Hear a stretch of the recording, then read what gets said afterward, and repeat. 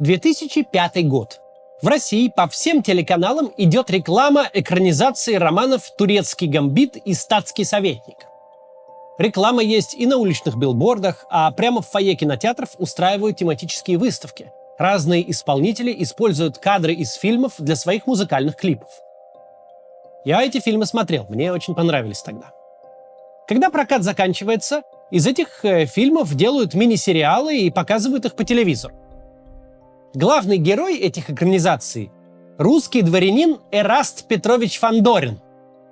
В Википедии этому персонажу посвящены статьи на 13 языках. Он встал в один ряд с британцем Шерлоком Холмсом и бельгийцем Эркюлем Пуаро. Его создатель – писатель Борис Акунин. По состоянию на 2021 год это самый популярный ныне живущий российский писатель. Как в самой России, так и за границей. И на этой неделе Второй Западный окружной военный суд в Москве заочно приговорил Акунина к 14 годам колонии строгого режима за якобы оправдание терроризма и неисполнение обязанностей иностранного агента. Что стало рекордным сроком для писателя, который даже по фабуле обвинения не совершил никаких насильственных преступлений. Объявлен в розыск другой известный писатель Дмитрий Быков. Вот такие новости культуры на нашем канале. Для властей становятся врагами ученые, музыканты, актеры и режиссеры, прозаики и драматурги. Акунин и Быков Глуховский, осужден заочно на 8 лет, Беркович и Петричук, отбывающие свои 6-летние сроки прямо сейчас. Подобные приговоры нельзя рассматривать вне более широкой темы политической цензуры.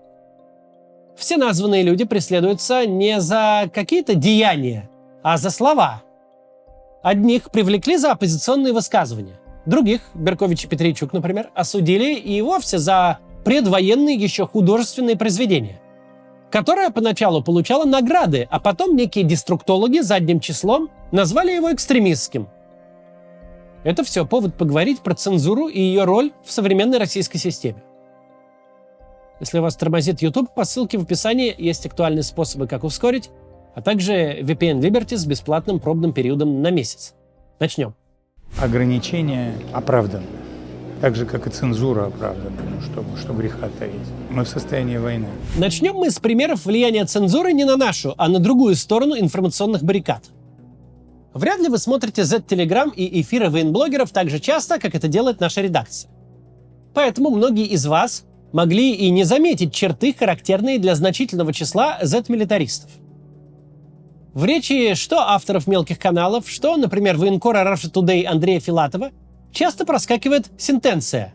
Мол, я бы мог поделиться с вами общественно значимой информацией, да вот законы о фейках же, как бы не посадили потом. Одни проговаривают это как бы с самоиронией, другие с досадой, третьи с негодованием. Но в каждом случае за этими словами стоит страх. Как бы не переступить грань и не получить по шапке. Часть таких спикеров начинает вырабатывать эзопов язык. Самый расхожий прием – рассказывать не про вооруженные силы России, а про армию Лаоса. Статьи о дискредитации армии Лаоса в Уголовном или Административном кодексе пока нет. Поэтому можно писать об огромных потерях, неналаженной связи и тупорылых командующих в далекой Юго-Восточной Азии. Как говорится, все совпадения случайны. Сейчас у каждого из военблогеров стоит перед глазами приговор Игорю Стрелкову-Гиркину, который был не просто Z-автором, но главным героем русской весны 2014 года. Человеком, с которого, собственно, все началось. Так Стрелкова за его избыточное правдорубство мало того, что закрыли на 4 года по экстремистской статье, так еще и вычеркнули из истории. В прошлом году федеральные каналы масштабно отметили десятилетие начала боевых действий на Донбассе. Вот праздник так праздник-то. Однако ни Стрелкова, ни его 300 стрелковцев в телевизионных документалках не упомянули даже мимоходом.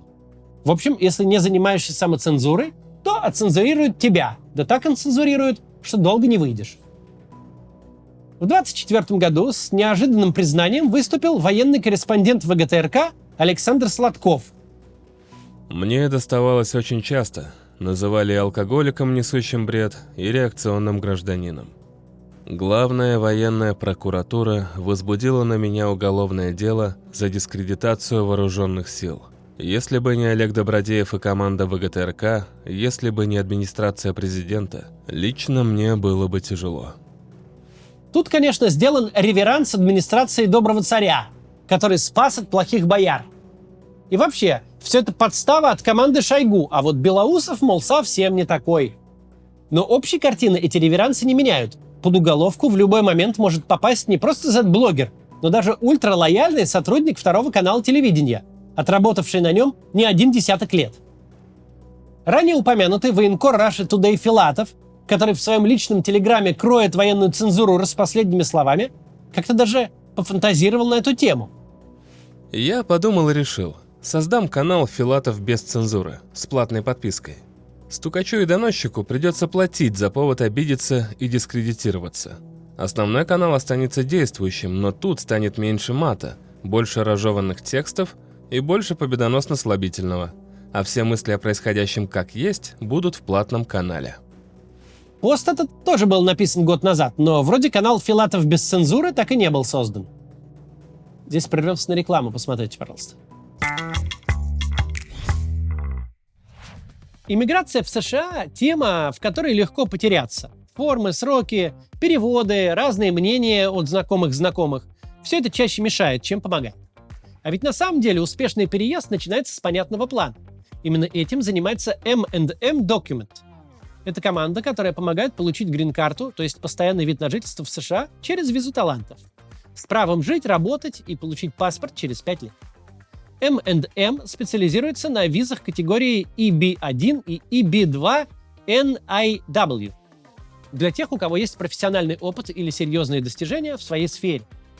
Для них не нужен работодатель, не требуется выигрывать Оскар или получать Нобелевку. Но нужны реальные успехи в вашей области. Вы можете быть IT-специалистом, врачом, ученым, руководителем, архитектором, спортсменом или просто профессионалом своего дела.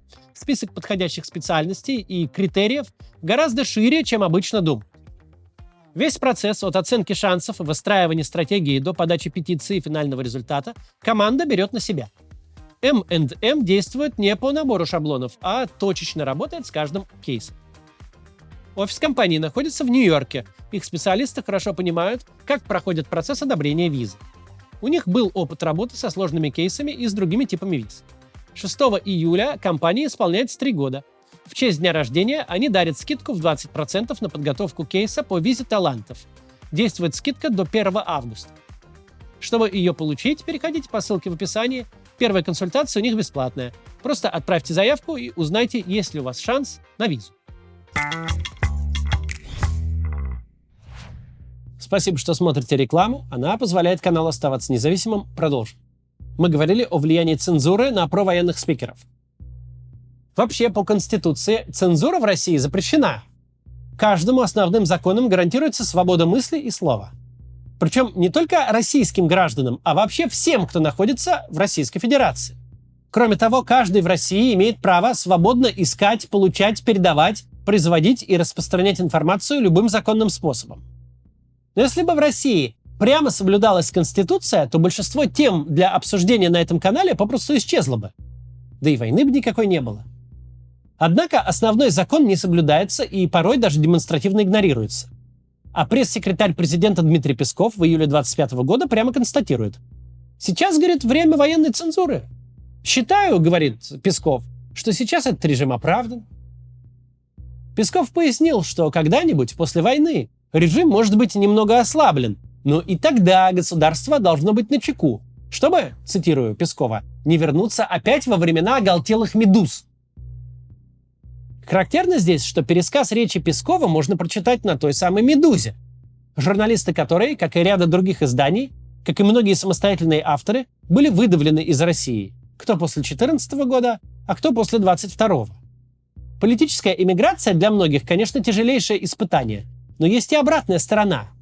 Если люди смогли на новом месте устроиться и наладить работу, они начинают чувствовать себя свободнее, чем раньше. Говорят и пишут откровеннее. Ведь меньшее число угроз дает больше возможностей высказываться. Заочные приговоры и объявления в розыск в таком случае могут возыметь обратный эффект. Даже уехавшие из России не хотят стать фигурантами уголовных дел, попасть в списки иноагентов или экстремистов. Ничего хорошего в этом нет. Жизнь от таких репрессий портится даже в отъезде. Для всякого человека логично по возможности этого избегать. Но если тебя уже назначили иноагентом и экстремистом, уже заочно осудили и разыскивают, тогда исчезают последние мотивы сдерживаться. Ведь уже выдавили из страны, занесли в списки недограждан, приговорили к длительному сроку, хуже не будет. Говорить можно все, что думаешь, и в любых выражениях. В этой точке политическая цензура обессмысливает и обнуляет саму себя. С определенного момента и технические средства для затыкания ртов начинают работать в обратную сторону. Не скрывают неудобный властям контент, а способствуют его распространению. Если вы заблокировали в России одну лишь «Медузу», это тяжелый удар по независимому СМИ. Но если вы заблокировали половину интернета с Инстаграмом и Ютубом в придачу, то вы просто подсадили всю страну на VPN, с которым у россиянина открываются и YouTube, и «Медуза», и много других интересных ресурсов. Вдобавок, даже у самых аполитичных граждан может возникнуть желание узнать, что ж такое происходит в стране, что уже в компьютерные игры по сети нормально не поиграешь. Поскольку в государственных СМИ подобные проблемы не обсуждаются, можно посмотреть негосударственные. Благо, Роскомнадзор научил миллионы россиян пользоваться VPN еще на этапе блокировки Инстаграма. Все это не самые очевидные последствия военной цензуры. Получается, что противников войны и репрессий, если они заочные, могут подтолкнуть только к еще большей прямолинейности и категоричности.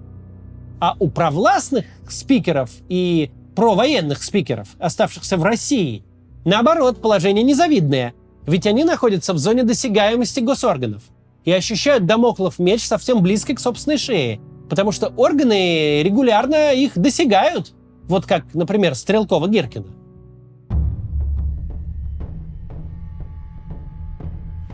Крупнейшие со времен Сталина чистки в армии, репрессии против региональных чиновников, раскулачивание олигархов, периодические кампании по приведению в чувство Z-блогеров. Одних в педагогических целях сажают за стол перед Путиным или Белоусовым, других же просто сажают. Самоубийство министра транспорта Старовойта. Все эти события раз за разом поднимают тему: людоедской системе нужно кого-то есть. Если становится все меньше возможностей съесть чужих, она начинает есть своих. Мы тут начали с запредельного приговора писателю Борису Акунину, который путинской системе явно не друг. Но в 25 году разница между своими и чужими в том, что чужие иногда получают свои конские сроки заочно, а вот своих сажают всегда по-настоящему. Если вы часть системы или каким-то образом ее обслуживаете, не стоит радоваться очередному приговору для политэмигранта. Уголовка есть уголовка, спору нет.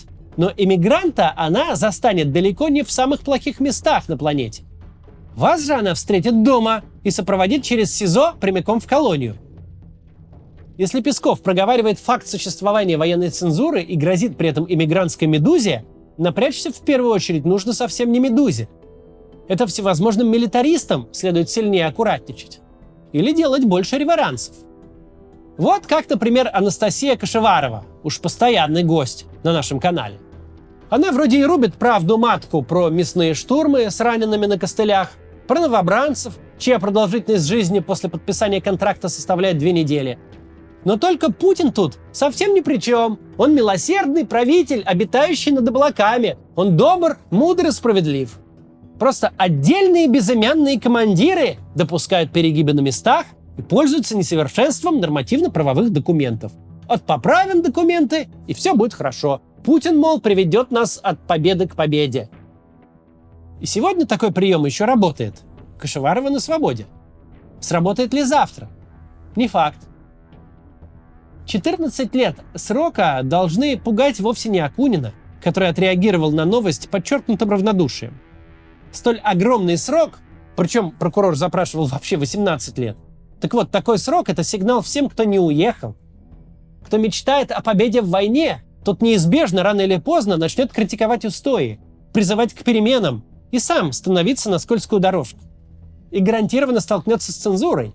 Ведь путинская система побеждать вовсе не собирается. Ей необходимо продолжать войну ради самой войны, поэтому желающие победы ей не друзья совсем. Даже те, кто в принципе склонен колебаться вместе с генеральной линией партии, и они порой ошибаются. Иногда колеблются не в такт, отстают от новых методичек или, наоборот, побегут впереди паровоза. Да, пока наказание за не антивоенную, а за неправильную провоенную позицию не так уж и массовые. Но это пока. 14-летний срок за слова – дурная весть для всякого, кто в принципе что-то говорит и пишет. У этой войны были разные периоды. Бывали моменты, когда можно было урвать свою минуту славы, это касается как раз Z-блогеров. Можно было заполучить много денег, ну или отслужить полгода вместо 20-летней отсидки, обрести свободу, награду и снять судимость. Но сейчас другой период. Сейчас круг бенефициаров войны стремительно сужается до одного человека – Владимира Путина. Уже очень для многих война давно не мать родна, ничего не дает, кроме рисков. Динамика строго негативная, и если в какой-то момент пришли за оппонентами, это не значит, что в другой раз не придут за сторонниками. Это всегда так работает. Или закон один для всех, или одно для всех беззаконие. Сегодня вечером у нас еще стрим будет. Приходите. Ну, а кто не придет, до завтра.